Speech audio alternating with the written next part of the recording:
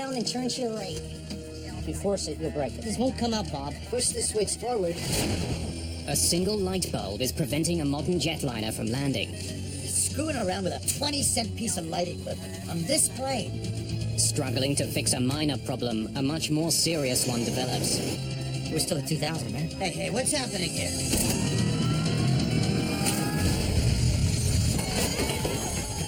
The plane crashes in a remote swamp.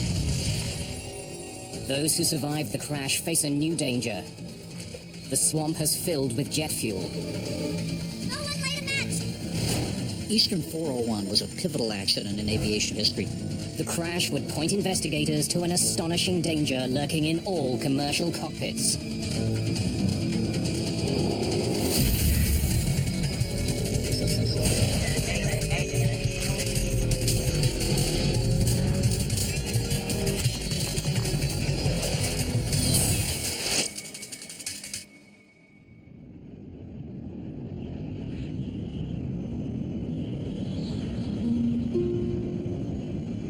December 29th, 1972, the dawn of the jumbo jet era.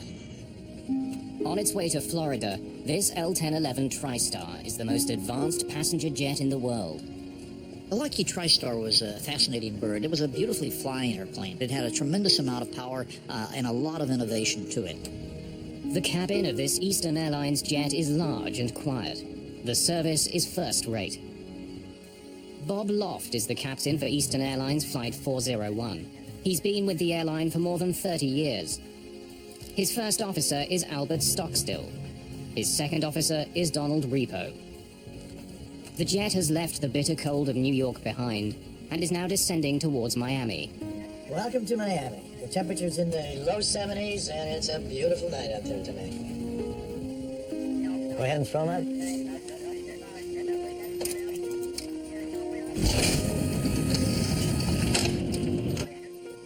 Angelo Donadeo is an off-duty Eastern Airlines maintenance expert. He's catching a ride back to Miami. There are 176 people on board tonight's flight. Most are heading south for New Year's. Ron and Lily Infantino have been married for only 20 days. They've just spent Christmas with his family. The seatbelt sign came on, as normal. We're in a final approach. I look out the window there, and I could see lights at the airport. Close to midnight, the plane begins its approach to Miami International Airport. Stockstill flies the plane, while Repo performs a landing checklist. Radar, up, off. Hydraulic panels checked. 35, 33. Gear down. The captain notices a problem. Bird, is that handling? No nose gear. The light showing that the nose gear is locked hasn't lit up. I'm gonna raise it back up. The gear might not be all the way down. Loft tries again. The sound of the landing gear echoes through the plane. It makes a pretty loud grinding noise. If you've flown very much, you're familiar with that sound. So they did that several times. The pilots did that several times, and we weren't alarmed. It's just one of those things that happens sometimes, and we just kind of looked at each other and said, great, we're going to be late getting home. Still no light. Loft isn't sure if his front landing gear is locked. If it isn't, landing could be disastrous. Tower, this is Eastern 401. Looks like we're gonna have to circle. We don't have a light on our nose gear yet. Eastern 401 Heavy, roger. Pull up, climb straight ahead to 2000. Go back to approach control, 128.6. You want me to test the lights or not? Yeah, check it. Flight engineer Repo performs a test nicknamed the Christmas tree. It lights up every warning light in the cockpit to see if the bulbs are working. The nose gear indicator light fails the test. The bulb is probably burnt out. But there's a slim chance of a double failure. Both the light bulb and the landing gear could be broken. Bob, could you just jiggle the light? But the troublesome bulb is out of the captain's reach. On the ground, air traffic control directs Flight 401 to climb to 2,000 feet and circle away from the airport until the problem is solved. You want me to fly back? What frequency did he want us on, Bert? 128.6. Talk to him. It's right above that red one, isn't Yeah, I can't get at it from here. it? Yeah, I can't make a call out either. It's a moonless night. As the plane veers away from Miami, there's total darkness outside. All of a sudden, it turned pitch dark again. And that means we were going back out west, towards the Everglades. Co-pilot Stockstill is flying the plane, but Captain Loft needs his help to solve the problem. Put the autopilot on here. The TriStar is equipped with the most sophisticated autopilot in history. It actually has the ability to land the plane on its own. Stockstill programs it to fly at 2,000 feet. Now, see if you can get that light out.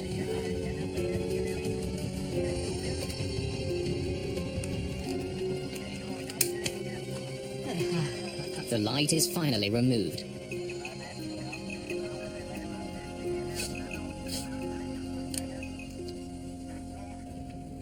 Richard Pragluski is an aviation engineer.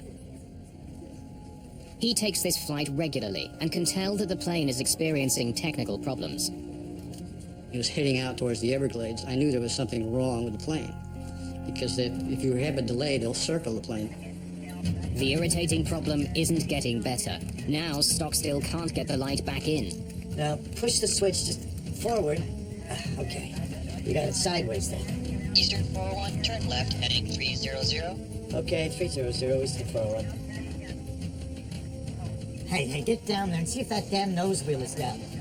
The electronics bay on the plane is underneath the cockpit. The room, nicknamed the Hellhole, is a unique feature on wide-bodied jets. The front landing gear mechanism can be seen from there. You got a handkerchief or something so I can get a little better grip on this? Hold down and turn to your right. Anything I can do it Now with? turn to your left one time. Get down there and see if that damn This thing... won't come out, Bob. If I had a pair of pliers, I could cushion it with that I cleaner. can give you a pair of pliers, but if you force it, you'll break it. Just believe To me. hell with it, to hell with this. Get down and see if we're lined up with that red line. That's all we care. Screwing around with a 20-cent piece of light equipment on this plane. As the crew struggles to fix the problem. In the cabin, Richard Pragluski sees something peculiar out of his window. I could see a tower to my right in the distance, and it looked like we were going to a glide path, which I found very strange. Pragluski has noticed something the pilots haven't. The plane is getting closer and closer to the swamp below. Put it in the wrong way, huh? It looks square to me. Can't you get the hole lined up? I don't know what the hell's holding that damn thing in there. It's always something.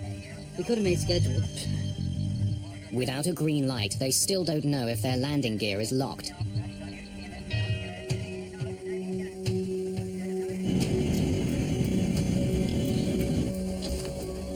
Flight engineer Don Repo is now in the belly of the plane.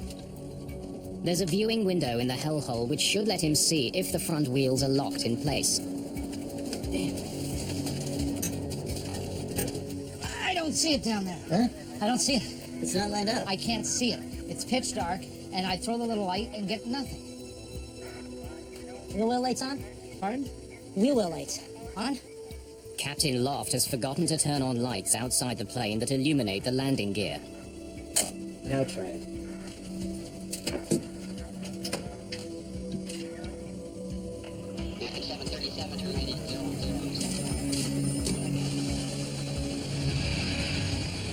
At Miami International, controller Charlie Johnson has just finished dealing with another troubled jet. National 607 has landed without incident. Fire trucks were deployed, but they weren't used. He notices that Eastern Airlines Flight 401 seems to have dropped from 2,000 feet to 900. But he's not overly concerned. It's not unusual to get false readings for several radar sweeps in a row. Eastern 401, how are things coming along out there? Okay, we'd like to turn around and come back in. Captain Loft believes that he'll soon get confirmation that his gear is locked. He wants to return to the airport. Eastern 401, turn left, heading 180.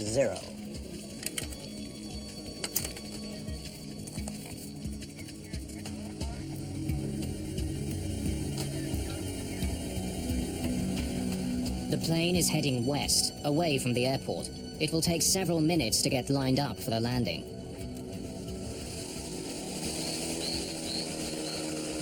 Deep in the Everglades, Bob Marcus is hunting frogs with a friend.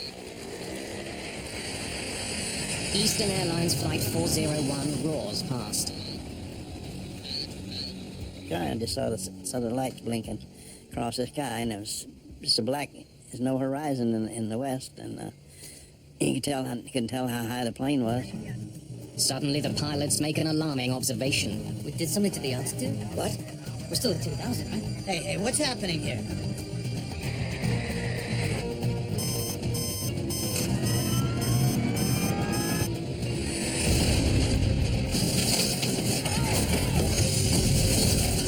I see the lights in the cabin just flickering on and off, and I heard a noise. It was a violent whipping sensation. Then all of a sudden, all hell broke loose.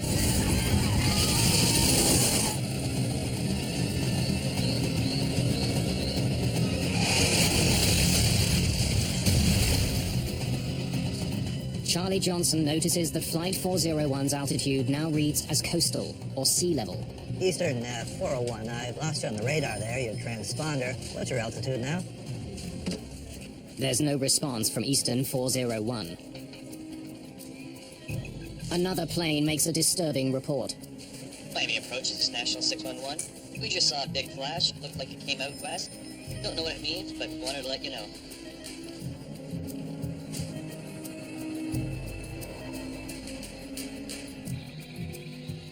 In a dark, remote swamp, those who survived the crash find themselves in a nightmare.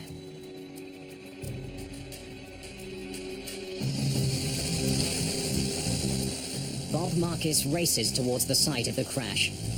Oh, I was going as fast as I could. It took me about 15 minutes, I think, to get to the crash site.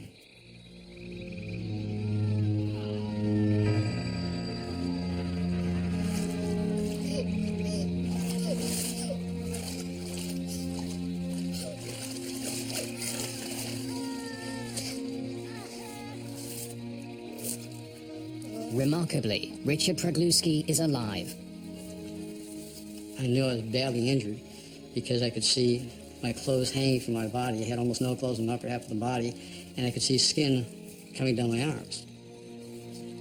And I also knew that when you're in shock, you feel no pain. So I knew I really was seriously injured.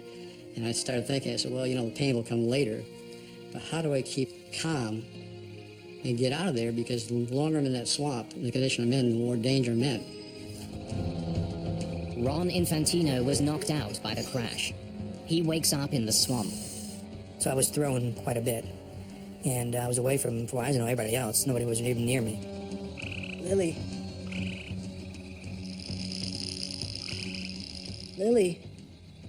He's badly wounded. His new wife, Lily, was sitting next to him, but now she's nowhere to be seen.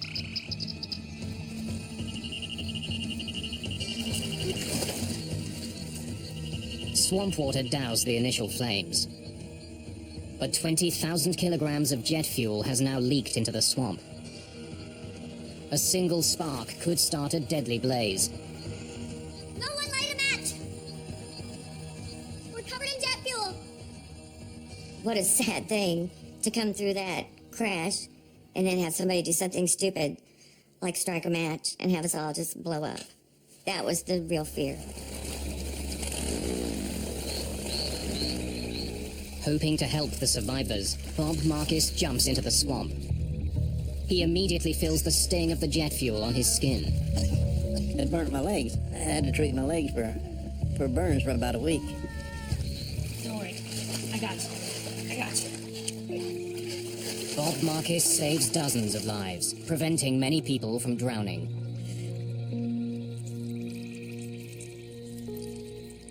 Isolated from the other survivors and unable to move, Ron Infantino now has a new reason to fear for his life. After a while, the alligators and the snakes, you could hear them in the weeds coming by, and you could hear the croaking of the alligators because they started to come back to their natural habitat. And as far as I'm concerned, if a gator came up to me or a snake, I was dead meat because I couldn't defend myself at all. Within minutes, Coast Guard helicopters are sent out in search of the crash site. But in the pitch-black night, they can't find the wreckage. Bob Marcus tries to signal the distant helicopters. But I could see where they were, and they were going the wrong direction. And I just waved the light at them until I saw them turn and head back towards us.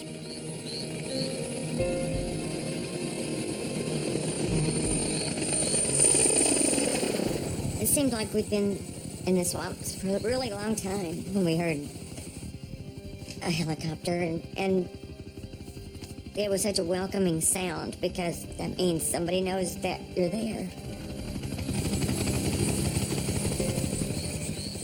Less than half an hour after the crash, the Coast Guard arrives. But the nearest landing site is 100 meters away. Marcus rushes to meet the helicopter and ferry the rescuers back to the crash site. His first passenger is rescue worker Don Schneck. I made it to the airboat. He asked me, where are all the rescuers? And I said, this is it, let's go. He took us out into the glades to a point where he said, this is as far as I want to go because I don't want to run anybody over. And he said, there are bodies out here all over the place.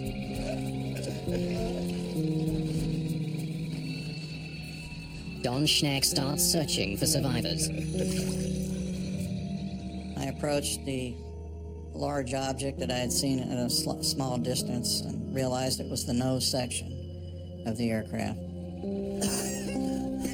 He's amazed to discover that Captain Bob Loft has survived the crash.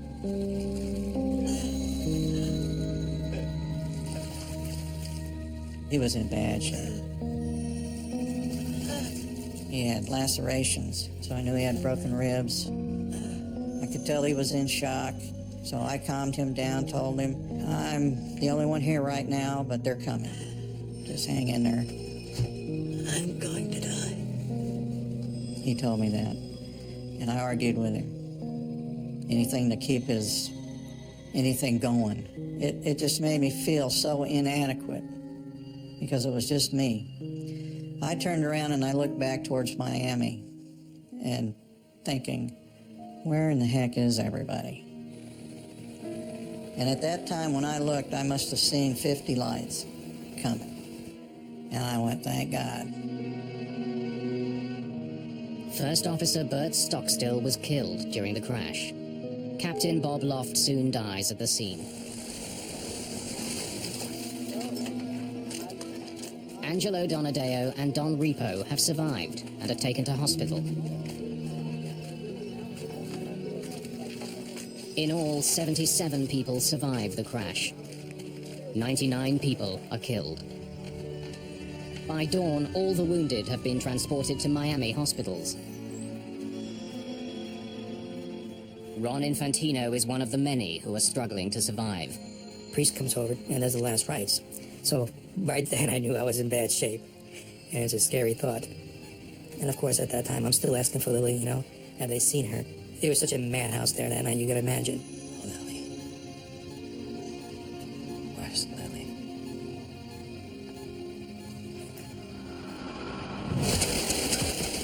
The crash is headline news around the world. It's the first ever jumbo jet to crash, and it produces the largest number of deaths in U.S. civil aviation history. There's tremendous pressure on investigators from the National Transportation Safety Board to find out what happened. It was an enormous puzzle because this was the newest, the most sophisticated, the best of the airliners. It apparently was in perfect working condition. So the NTSB perceived that this was going to be a very long investigation that involved multi-level potential problems. The crash site itself is an important clue for investigators arriving at the scene. The trail of debris is enormously long. That suggests that the plane hit the swamp almost in the same nose-up position as it would while landing at an airport. Its descent was clearly slow and gradual. NTSB investigators have documented the final settings for many of the instruments in the cockpit. they discover that the autopilot was set to maintain an altitude of 2,000 feet. So why didn't it? Maintenance expert Angelo Donadeo is interviewed. All he can tell investigators is the crew was trying to fix a light bulb before the crash. Within days, the plane's 2 black boxes are recovered. Investigators hope they will provide some answers. Before they can extract the data, flight engineer Don Repo dies in hospital. Ron Infantino is given some devastating news of his own. The body of his wife Lily has been found under the plane's wing. She's just a wonderful person. I was 27 years old, and she was the same age, and it was actually my first love. Infantino is haunted by the memory of switching seats with Lily just before the crash. They had swapped seats quite casually earlier during the flight when she had gotten up to go to the restroom. She was thrown into the swamp and drowned, and he lived. The swamp proves both a blessing and a curse for survivors. That's what saved most of the lives, actually. Because the plane broke up, it absorbed all the energy. The mud absorbed it, and the plane just dispersed. The swamp water is so thick with mud, it also clogs survivors' wounds, preventing many from bleeding to death. But there's a deadly new threat facing some survivors. Their wounds have become infected, contaminated by a deadly organism found in the black mud of the Everglades. The organism produces an infection called gas gangrene. It can kill a person in just 2 days. Gas gangrene can only be destroyed in a hyperbaric chamber. It's a pressurized container that gets filled with high levels of oxygen.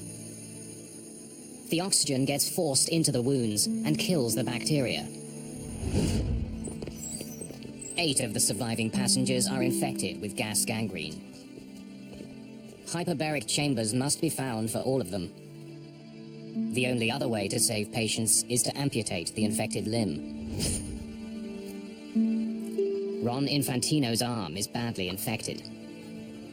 The doctor came in and says, well, we've diagnosed it as gas gangrene. He says, we got to take your arm off immediately or have to get you to a hyperbaric chamber.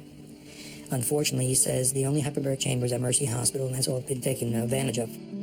Unless doctors can find a chamber soon, Infantino will lose his arm. While doctors search for a chamber for Ron Infantino, investigators examine what's left of the plane. They test its flight controls, engines, instruments, and its electrical and hydraulic systems. The plane was virtually new. It was in perfect condition. There was no mechanical reason found that would have caused the crash. In fact, some parts of the plane are in such good condition that the NTSB gives them back to Eastern Airlines so they can be installed on other airplanes in its fleet.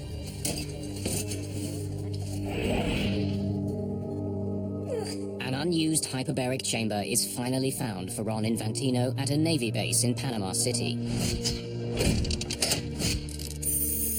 He spends 40 hours in the chamber. The pressurized oxygen kills the bacteria and saves his life. Gentlemen, we have 3 causes of the crash to explore. A state-of-the-art jetliner plunged 2,000 feet without the crew noticing. Investigators know the plane was mechanically sound. They now focus on other possible reasons for the unobserved descent.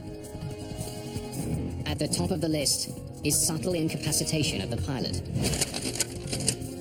The autopsy of Captain Bob Loft has yielded a gruesome discovery.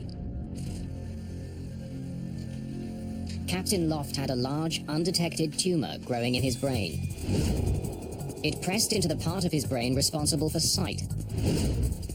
Medical records revealed that between the ages of 50 and 52, vision in the pilot's left eye had rapidly deteriorated. Doctors believe that the captain may have had reduced peripheral vision. The tumor could have created blind spots. As his attention became focused on the malfunctioning light, he may not have noticed dire warnings on his altimeter. We're still at 2,000, right? Hey, what's happening here? Investigators learn what they can about Captain Bob Loft. They interview people who knew him and pore over his medical records. The investigators heard that Captain Loft, so far as his family and friends knew, had perfect vision. He was an expert marksman. He shot doves, particularly, which are a very small target. Loft's records show that he'd recently passed a medical in which he was issued corrective glasses for flying. But the evidence doesn't support the notion that his vision was dangerously impaired. He was 55 years old, and who gets to be 55 without wearing reading glasses? Not many. Dr. Joe Davis, who did the autopsy, told me that even though the tumor was pressing on areas of his brain that controlled vision, there was no reason to think that it had yet begun to affect those. He felt it had nothing to do with the accident. Investigators still don't know why Flight 401 started descending in the first place. Put the autopilot on here, honey. Could the autopilot, which was supposed to keep the plane at 2,000 feet, have malfunctioned? The plane's computers survived the crash. They're removed and examined. 11 days after the crash, the autopilot computers are installed on another TriStar. It flies the same route as Flight 401. The autopilot holds that plane at 2,000 feet. So why hadn't it on the night of the accident? Investigators will need to explore other leads to find out. There's another question that dogs this investigation. Why didn't the Miami Tower alert the crew that their plane was dropping? The world's first three-dimensional radar had recently been installed there. It meant that controller Charlie Johnson knew the location, altitude, and speed of Flight 401.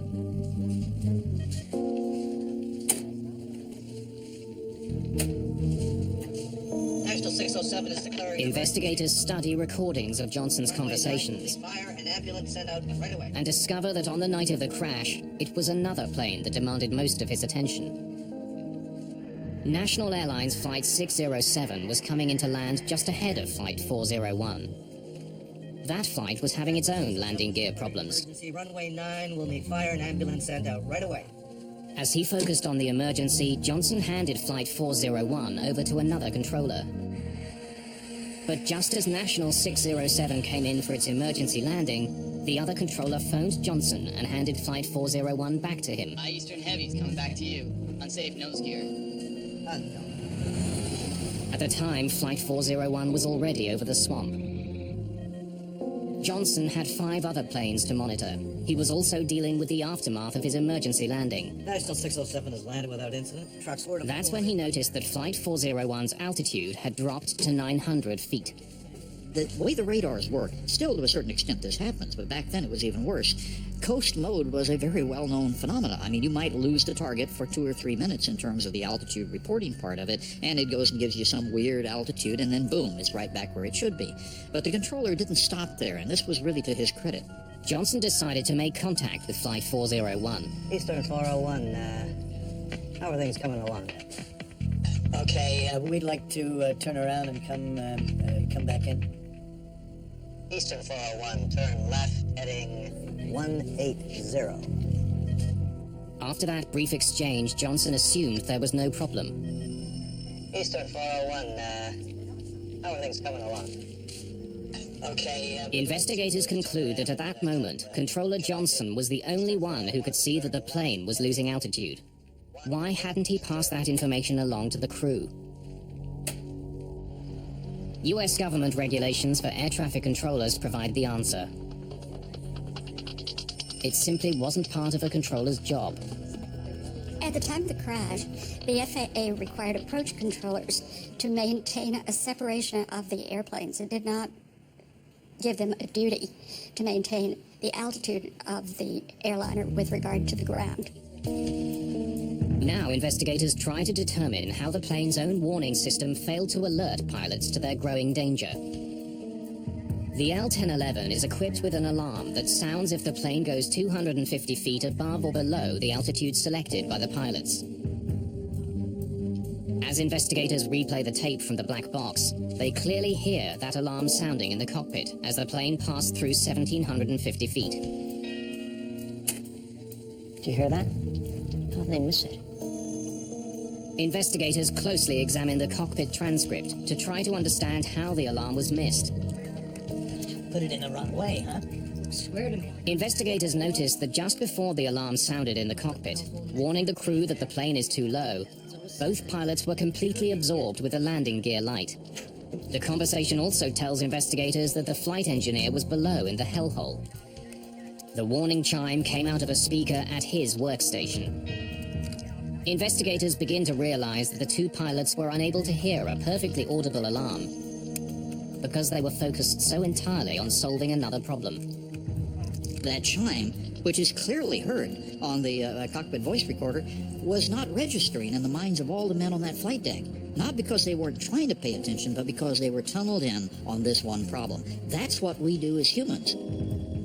Investigators now focus on crew distraction as a likely cause of this accident. Several instruments would have displayed the decreasing altitude. The major question was, why were the pilots so preoccupied that they were not looking at the instrument panel? They had to look at the human beings. They had to look at the interaction. They had to look at why no one was paying attention to the airplane as it began to creep out at 2,000 feet. That was scary territory in 1972. Investigators interview a number of pilots and make a startling discovery. Pilots admitted that they placed a lot of trust in the modern new autopilots flying their planes. They may have become overly dependent on the technology. Put the autopilot on here. Right. Investigators suspect that the Eastern crew was so confident in their autopilot that they didn't monitor their instruments as closely as they should have. Now, see if you can get that light out. Once the autopilot was on, none of the pilots paid attention to actually flying the plane. Still gotta find out why that plane went down. Investigators still haven't determined the most crucial piece of information. If the autopilot was working, why did the plane dive into the swamp? We did something to the altitude? What? The pilot's conversation clearly shows that they hadn't deliberately started descending. We're still at 2,000, right? Hey, what's happening here? So why did it happen?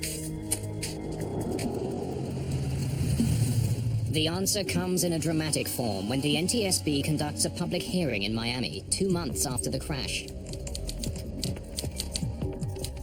Before the hearing, an Eastern Airlines pilot named Daniel Gellert wrote the chairman of the NTSB offering to testify on his own behalf. He had flown the TriStar L-1011 and noticed some abnormalities. The world of airline piloting in 1972 was hostile to a pilot going around his chief pilot and his airline and raising his hand to the NTSB and saying, hey, wait a minute, I've had an experience too, because airlines were far more insular than they are today. Gellert tells the hearing that during a recent flight on a TriStar, he had accidentally dropped a map on the cockpit floor. As he bent down to pick it up, he nudged his control column. He noticed immediately that the plane's autopilot had been affected. The part of the autopilot controlling altitude had been turned off. The NTSB discovers that Gellert's experience is shared by others. In fact, 17 days after the accident, Eastern Airlines tacked a notice onto a company bulletin board and also mailed it to all of its TriStar pilots. The bulletin warned against accidentally bumping the control wheel. One of the things that we built into all the modern jetliners and airliners is simply a pressure switch. So if you need to take over right now, you don't want to be wasting time down here on the panel turning the autopilot off. You just grab it and the autopilot goes away. The flight data recorder tells investigators the precise moment that the plane's altitude started to drop. It was 11:37 and 8 seconds. By studying the voice recorder transcript, investigators can tell what was happening in the cockpit at that exact time. Hey, get down there and see if that damn nose wheel is there. By turning to speak to the flight engineer, investigators believe that Captain Loft bumped his control wheel. He did it with just enough pressure to disengage that part of the autopilot that had been controlling the plane's altitude. Without anyone realizing it, a simple nudge of the control wheel started a gradual descent. On a dark, moonless night, the pilots had no visual cues to tell them they were falling. It was determined that occasionally, with just a soft bump, the autopilot had been disengaged. So before the crash, it wasn't part of the training? A training director for Eastern Airlines eventually reveals that before the Everglades crash, pilots were never taught that a bump could disengage the autopilot. The NTSB comes to a sobering conclusion. The plane crash was due to pilot error. The crew was distracted. They mishandled the plane's sophisticated automation, and they hadn't been properly trained. Eastern 401 was a pivotal accident in aviation safety history, and we really didn't know this for about 10 or 15 years in terms of the true import of what it did to us in focusing our attention on the fact that the way we handled things in a cockpit was not only not correct, but it was dangerous. Investigators also make a disheartening find. When the nose gear indicator light assembly is examined, they discover that a light bulb inside is burnt out. Go ahead and throw them out. Flight 401's landing gear was locked. The plane could have landed. The only piece of the plane that failed was a $12 light bulb. The full legacy of Flight 401 will take years to unfold. It will ultimately alter how pilots are trained and how accidents are investigated. But first, the tale of Eastern Airlines Flight 401 will take a very bizarre twist. As far as the NTSB is concerned, the investigation into Eastern Airlines Flight 401 is over. Several recommendations were laid out to prevent similar accidents. Those include new regulations instructing air traffic controllers to warn pilots when they're getting too close to the ground. But 4 years later, it became clear there was a bigger lesson to be learned from Eastern Airlines Flight 401. In 1977, two 747s collided on a runway in Tenerife on the Canary Islands. It was the deadliest plane crash of all time. And we're now at takeoff. Okay, semi for takeoff, I will call you. 736, report when runway clear. That accident was caused by a string of miscommunications in the cockpit. Är det något du pratar? Är det något du pratar på den vägen? Ja, Investigators established that 70% of crashes were due to pilot error.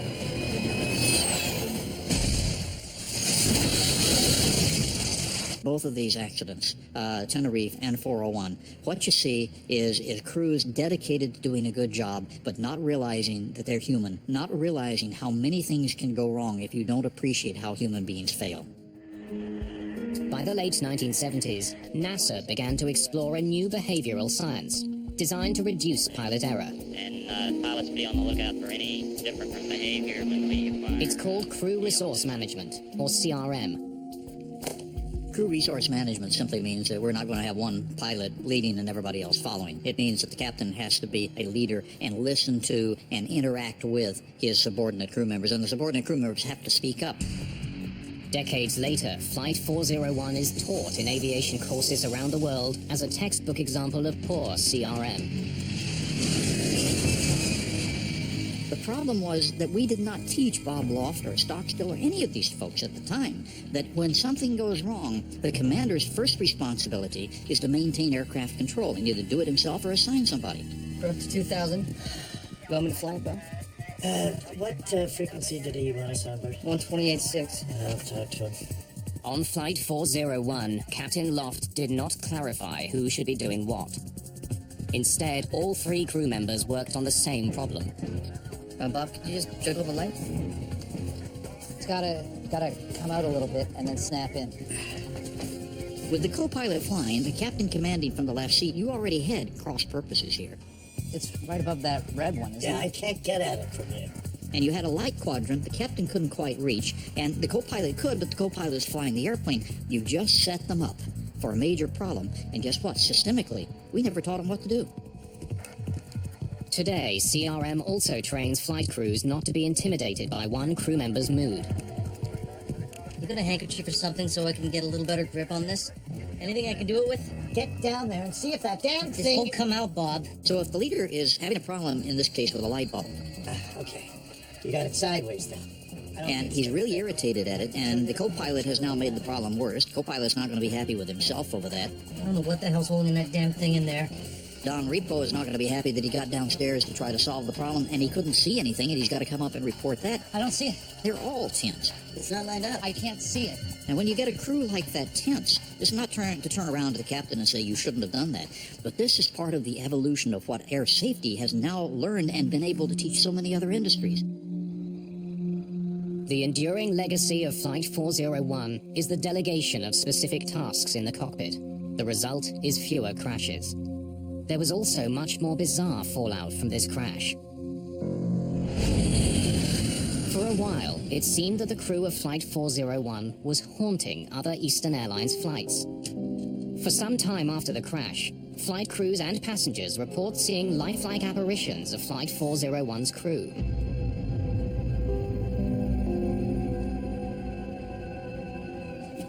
Many of the ghost sightings were on aircraft fitted with recovered parts from Flight 401. The ghost stories spread quickly. One book devoted entirely to those stories suggests that the ghosts were there to protect passengers and crew from further mishap. The official reaction of Eastern Airlines to these ghost stories was one of absolute eye-rolling denial in public, and in private, a certain bit of panic. There are so many ghost sightings that eventually Eastern Airlines removes Flight 401's cannibalized plane parts from all other aircraft. None of those who survived the crash will ever forget the horror they witnessed in the Everglades that night.